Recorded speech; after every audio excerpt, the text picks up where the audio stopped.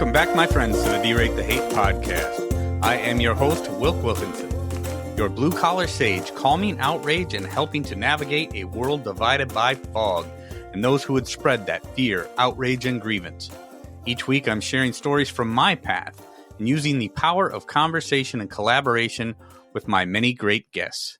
Together, we chart a course toward understanding, bridging divides, and fostering a community where wisdom prevails over discord. Friends, it really is about bettering the world one attitude at a time. We did not create the hate, but together we can derate the hate. The only good thing about a bad attitude is we have the ability as individuals to change it. For me, it starts with gratitude and personal accountability. I am so incredibly grateful that you have taken the time to join me for another powerful DTH episode. Please remember to subscribe and share the DTH podcast with your network of friends. If you would like to support the show, check out the Support Us page on the D-Rate the Hate website. With that, my friends, let's get to it. Friends, joining me this week is my friend Monica Harris, the Executive Director of the Foundation Against Intolerance and Racism, better known as FAIR. Monica dives deep into the core of what it means to focus on our common humanity and resist the forces that seek to divide us.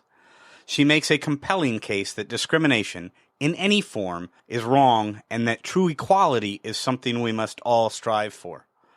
Monica doesn't shy away from the tough issues, pointing out that the often overlooked class divide could be the key to uniting all Americans. She shares personal stories and insights from her connections with rural and working-class white people, emphasizing the critical role of communication and understanding. Throughout our conversation, we tackle some heavy topics: the distraction of race, the unsustainable debt crisis in the United States, and the importance of a colorblind society. Not in saying that we should ignore our differences, but in treating everyone equally with respect.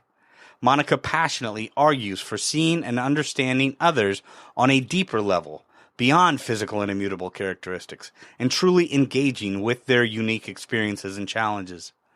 So get ready, my friends, to be inspired as Monica Harris and I explore how focusing on our common challenges and experiences can bridge divides and promote unity. You won't want to miss this. Let's go. Monica Harris, thank you for joining me on the D-Rate the Hate podcast. I am so excited to finally get a chance to talk to you in person. I know we've chatted back and forth a few times on Twitter or X or whatever, and we've got so many common friends, and I cannot tell you how excited I've been about this opportunity to speak with you. Monica Harris, how are you today? I am great, and thank you so much for having me, Wilk. It's a pleasure to be here, and I've been looking forward to this for many weeks as well. It's going to be good. Yeah. So excited. So there's a couple things that I really wanted to dive into with you, Monica, and one of which is one of my favorite organizations, somebody that or an organization that I've spoke with many of the members of or board of advisors. We've got a lot of common friends. You are now the executive director at FAIR. Is that correct? Foundation Against Intolerance and Racism. So the executive director.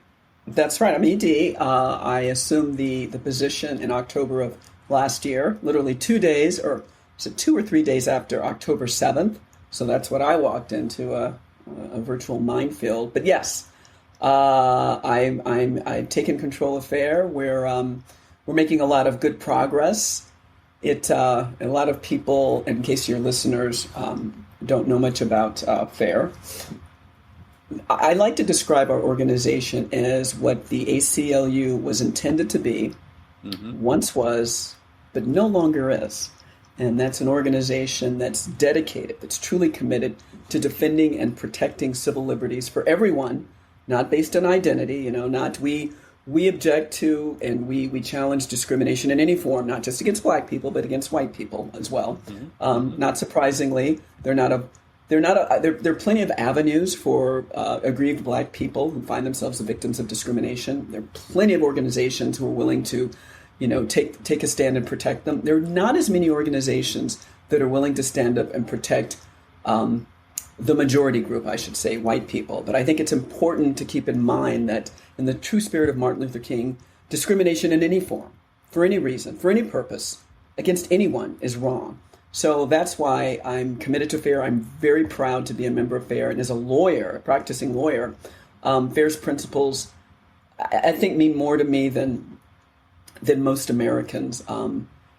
That's because when you really drill down on it, what Martin Luther King represented, and Martin Luther King is our namesake, he represented the sort of true equality that this country was built on, the foundational principles. And we have on many occasions, veered from those principles. I mean, we've had ugly, truly disgusting periods in our history where we've lost our way.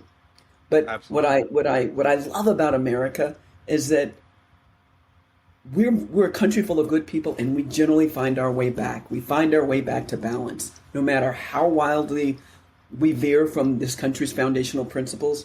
We find our moral compass, and I'm confident we can do it again in the future. And I want FAIR to play a significant role in helping America find its moral compass again. Well, I think you make just a ton of incredible points there, Monica. And one of the things that I always think about, right, is when people talk about, how America has failed and how America has not always lived up to it lived up to the standards or lived up to the promise that it made, or however people want to phrase it. I'm like, well, tell me where in history human beings haven't, right? I mean, it's we are a country of we are built on an idea, and the idea itself is so beautiful. And while we have failed as humans to live up to that idea and live up to those ideals, we are one of the only countries in human history that continues to strive every day to course correct where we have gone wrong. And that's one of the things that I absolutely love about FAIR and the ideals of the Foundation Against Intolerance and Racism is it's not about just one group or one aggrieved party or whatever. It's like, literally, we're going to take a fair and honest look at everything that's happening, at everything that's happened, look at all parties, and we're not going to play sides because there's only one side. There's the human side. And that human side is the direction that we're going to go for every single time, no matter what identity group or no matter what grievance you believe that you have. We're going to go with the pro-human approach. And we're going to fight, and we are going to win because the ideals that we ascribe to are the human ideals, and that's a beautiful thing. And that's the winning approach, because that is the one thing. What I like to emphasize is what we really need to pay attention on is not our differences, but what we have in common. And that's the one thing that we all have in common. We all bleed red blood. We all have the same basic organs and cells. We all need air to survive. And to live. And we all basically, and when you get right down to it, Daryl Davis always says the same things. We all want the same basic stuff in our lives. We want to live happy lives. We want to have homes. We want to have food. We want our children to grow up safe. We don't want to be poisoned by the food we're eating, which is another subject I could get into. But I saw you were talking about that the other day. Yeah. Oh my God. No, it's you're right. It's the human connection, and I think that people often ask me, "How are we going to turn these things around? How we're heading in such a horrible direction?" And I'm a short-term pessimist, but I'm a long-term optimist. Well, because I think the key is going to be for us to remind ourselves that we, like you said, we are all humans, and once we stop focusing on our differences and our niche, interests and the politics, once we just focus on our common humanity, the sky's the limit. It's going to be so bright on the other side.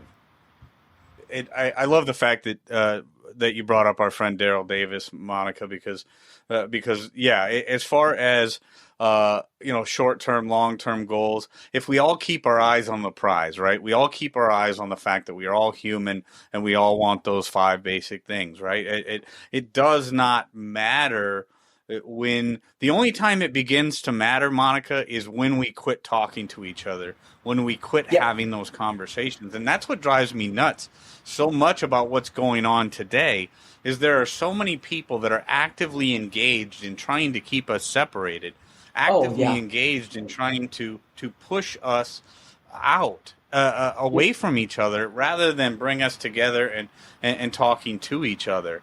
We've got one of the big things, and people who listen to the D-Rate the 8 podcast know, or the people that have seen my work with Braver Angels know, is one of the big things that I talk about is this identitarianism, this toxic identity politics, toxic identitarianism.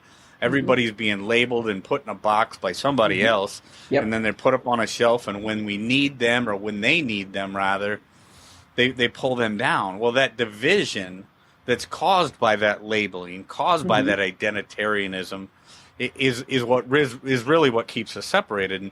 And in my conversations with Daryl Davis, one of the things that always stands out to me about that man, about that beautiful, beautiful man, is the fact that he, no matter what the differences were, the perceived divisions that he had with a different person, he walked through that wall and said, you know what, I'm Daryl Davis, I'm going to shake your hand, let's have a conversation.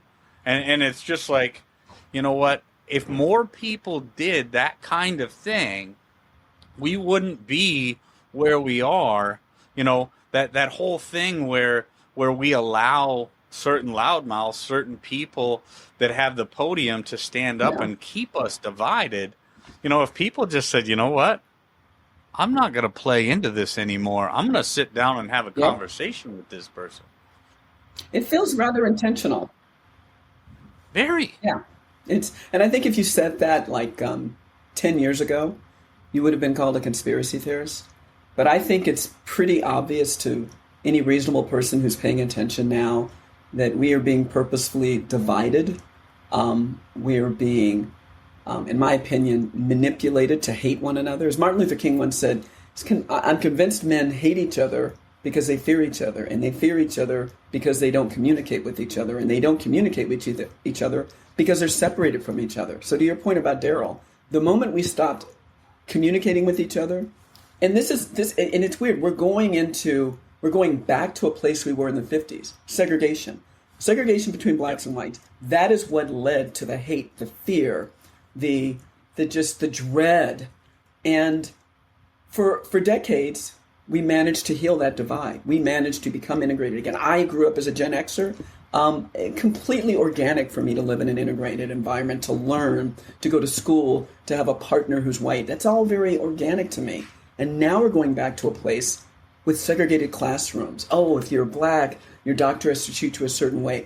All of this segregation is only going to end up one way, Wilk. It's going to create more difficulties in us communicating with each other and learning from each other, and eventually we'll fear and hate each other. And what bothers me most is that, and when I say this seems intentional to me, don't ask me who's doing it. I don't think that's really relevant at this point. But it seems intentional because what it's doing is distracting us from these really huge problems I talk about in my book. And in The Illusion of Division, you know, the biggest point I make is the elephant in the room is class. It's not race. It's not gender. Right.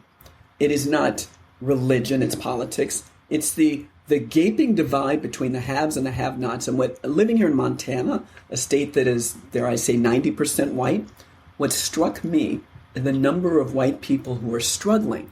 Now, you would expect that in Compton. You would expect that in the south side of Chicago. You would expect that in Harlem. But why is this happening? Why is there such high rate of poverty, drug addiction, and suicide in a place that's almost entirely white? That shatters the narrative. And when I moved here 13 years ago and saw that, look, it just opened my eyes. I'm like, there's so much more going on here. That we are being distracted from the class issue, because that is what could unite all Americans. In fact, not just all Americans. This isn't just an American issue. The class issue is all over the world. But if you keep people fractured and divided, they will never focus on it. So we have to resist it. Yeah, we've got to break these walls and let people of all races, genders, sexes, whatever, know that we're all on the same team, and we better get our acts together soon, because this divide, it's going to reach a certain point, in my opinion, where it will be very, very difficult, if not impossible, for us to bring humanity together again and move us forward in a healthy manner. Yeah, that's... No, you make so many obviously incredible points again, Monica, and this is something that I've talked so much about, because I am somebody who and people have heard me talk about this before, plenty throughout this podcast and even before, whatever, in so many different aspects of that class divide. Even before I knew what class was, I knew I grew up very poor, right? Yeah. I knew I grew up incredibly poor in the central Midwest in the late 70s and the early 80s, when there was very few, if any, people of color anywhere around. You know, I know I had one young friend when I was in grade school that was black, because I think there was one family in town that was black. But you know what? We didn't care about the black-white thing. We just both knew we were very poor. Yeah, you know, yeah. And there was other people in town that were very poor. You know, they used to talk about the wrong side of the tracks or whatever, right? I was always on the wrong side of the tracks, and it didn't matter which side I was on. It was the wrong one. And I just, so I grew up very poor. I knew what that was like. You know, and then as I grew up and I started working, and I was always working, but I became a truck driver. And then as I was driving truck, I was going all over the country to rural communities and doing different things. And I make the joke that I spent more time in bars throughout my life than I did in classrooms. And that's an absolute fact. I make no bones about it. But one thing I've always known is that blue collar working lifestyle, and I've always been amongst the people on the wrong side of the tracks. And it didn't matter if I was in a town that had 0 people of color or all people of color. The class divide was the real divide. Yep. It wasn't this illusion of, you know, now nobody, I don't think anybody can deny the fact that racism exists, right? Oh, for sure. For sure. Yeah. But yeah, I'm with you. That class divide, to me, in my personal life experience, has been so much more of my real and lived experience than the race divide ever was. I think what's happening is that there was once a period in history where race defined class, and that's no longer the case. Race was the biggest divider. But race is gradually, not complete, it's not disappeared, but it's gradually decreasing in importance, and class is increasing in importance. But as class is increasing, we're being instructed to look back to race. That's the bait and switch. It's funny you talk about blue-collar workers and the blue-collar lifestyle. So I grew up in a working to middle-class background. I would say my parents didn't graduate from college. They were working class, but they got good county jobs in Los Angeles, and they made themselves part of the middle class, not the upper middle class, just solidly middle class. And I, used that opportunity. They sent me to prep school. I went to Princeton. I went to Harvard Law, became an entertainment lawyer, and I entered the elite upper middle class. I was an Ivy League graduate. But the funny thing is, Wilk, the moment I moved to Montana, I realized these are my peeps. Yeah, they're white, but in they're working class. I found an affinity, weirdly enough, as a gay black woman, I found an affinity with working class white people.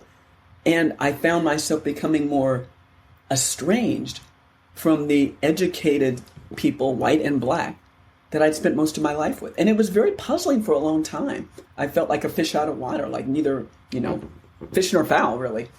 But I have, over the past decade, I've deconstructed it. I'm like, why am I so attracted, or why do I feel this kinship with white people who are largely heterosexual, believe in a God? I believe in God, but not organized religion. Say, I guess I'm agnostic or something like that. But okay, why am I?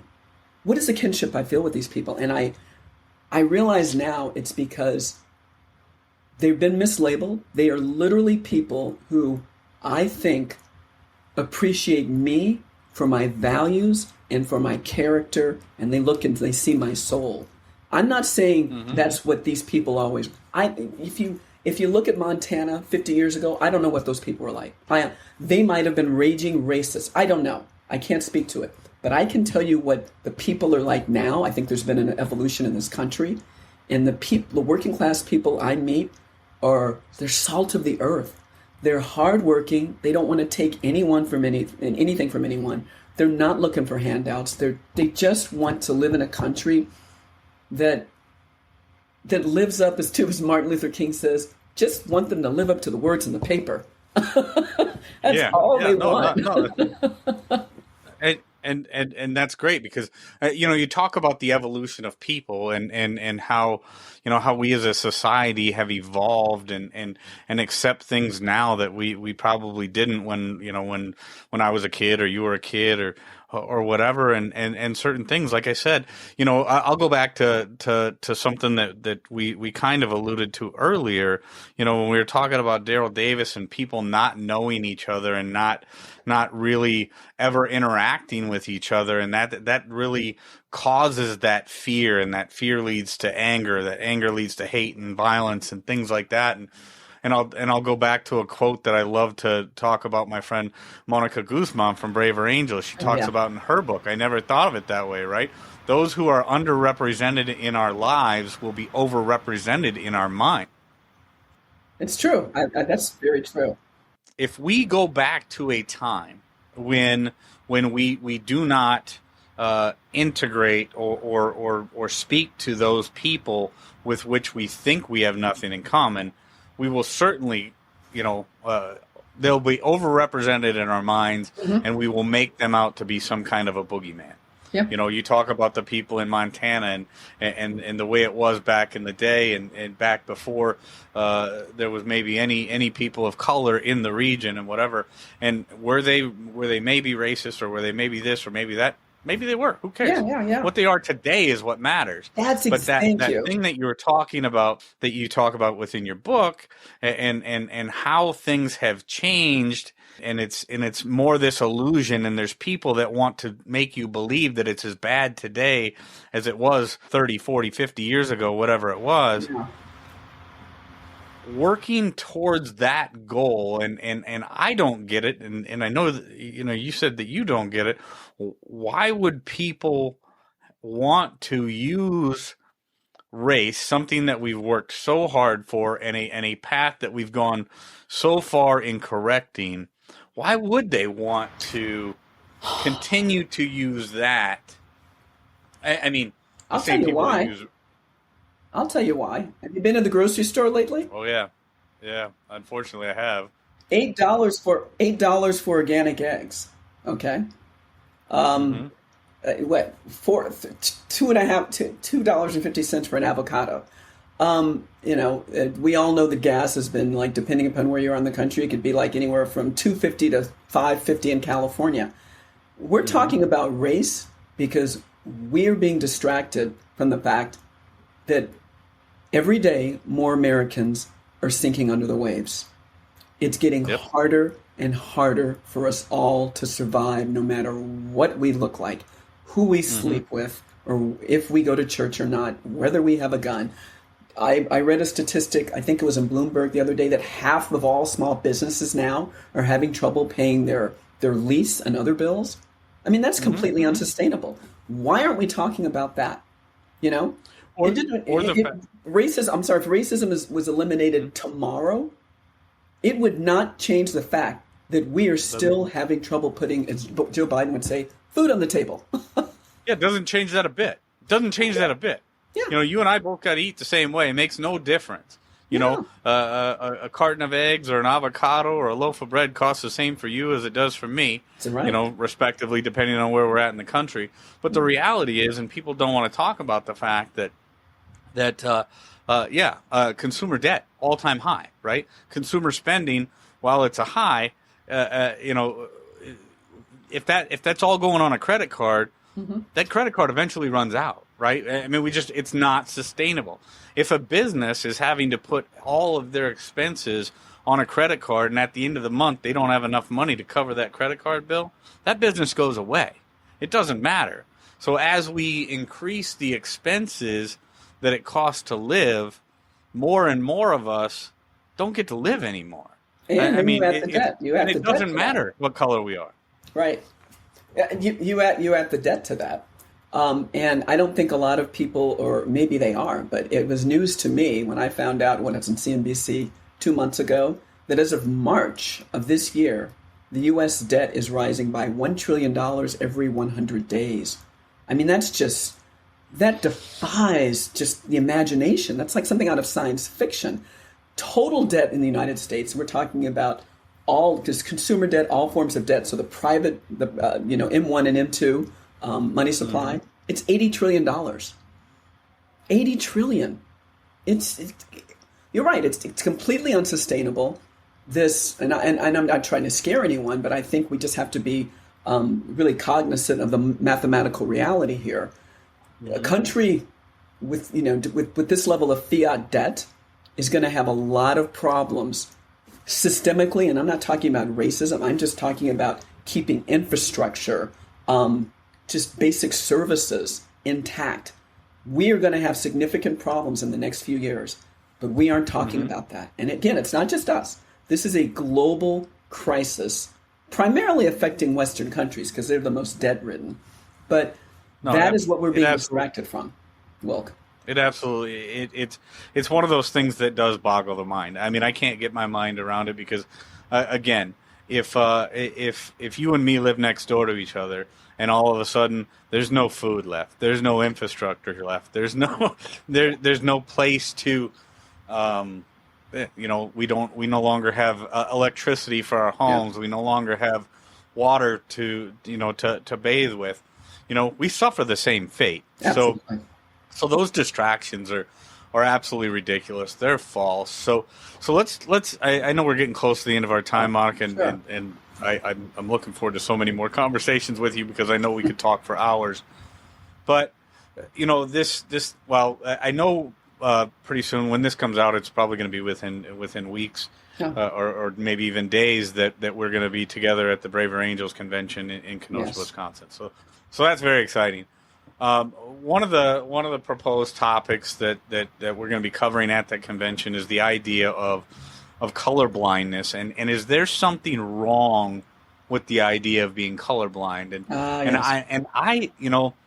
I go back to different conversations I've had, whether it be with Dr. Tabia Lee, who from from FAIR, Dr. Sheena Mason, who's a friend of mine, and her theory of racelessness. Yes. And the books, she'll be on the podcast again here pretty soon. Okay. But this idea of colorblindness, tell me real quick, because I know we're getting close to the end of our time. Tell me what your thoughts are on the idea of colorblindness and a colorblind America, a colorblind world. What are your thoughts? Well, I think the term colorblind has been I think it's been misused. I think it's misunderstood. When my perspective is, when people use the word colorblind, it doesn't necessarily. It doesn't mean that they're visually impaired. That they're, when I think of a colorblind person, I can't tell the difference between black and navy. Like men are have more difficulty perceiving color than women traditionally. That's not what it means. To me, in my mind, and I'm a fan of Coleman Hughes's perspective in this sense. He gave a fabulous TED talk on this. It means seeing color, all right? Having the physiological ability to see color, but not treating people differently because of color. It's really just common sense. But I think people are going out of their way to avoid common sense and using this as an excuse to pivot to, this identity based sense of politics and this social construct. I firmly believe that it's critical that we be colorblind now more than ever, and to recognize differences. I mean, being colorblind does not mean that you don't understand that there are unique differences and challenges that all people from all walks of life face. My experience, in a black female body has been different than yours. Absolutely. Absolutely. Right. But what I don't want you to do when you see me, when you meet me for the first time, when anyone meets me for the first time, I don't want them to look at me and think, oh, she's a black woman, therefore she believes X. Therefore, she's had this kind of lived experience. Therefore, she doesn't like white. Therefore, she votes this way. You don't know anything about me. You should not know anything about me. You should not assume anything about me by looking at the color of my skin. Or if I tell you I'm gay, the only thing you should take away from that is that I'm attracted to women. Biological women, by the way. Yeah. I feel the need to it's qualify weird that you that. even have to clarify that now, right? Yeah, I don't want men who identify as women, thinking that I would be attracted to that. Yeah, that gets into a weird little mental gymnastics thing that I don't pretend to understand either. And I'm old school. I'm sorry. Yeah, well, me too. Yeah, I can honestly say, I mean, if I wasn't happily married and I was back in the dating pool, that's a school of fish that I wouldn't be after either. And whatever, it each his own, and whatever anybody wants to do, let them do it. Free to do what you want to do. But the reality is this: have your preference. The reality of this is this, Monica, is when you bring up the idea of color blindness, I should not make any assumptions about you for any reason. No. And that is absolutely what I love, because like I said, I'll go back to the thing that I said earlier, driving truck and spending a lot of time going throughout the country and living in different parts of this country, interacting with different kinds of people, different cultures, different everything. I love to go into each and every interaction with every different human being that I speak with and that I engage with and whatever, and look at them all as a blank canvas. And until they show me who they are, I don't know what's on that canvas. I don't know what's there. They get to paint their own picture, and then I get to see it as it's being created in front of me.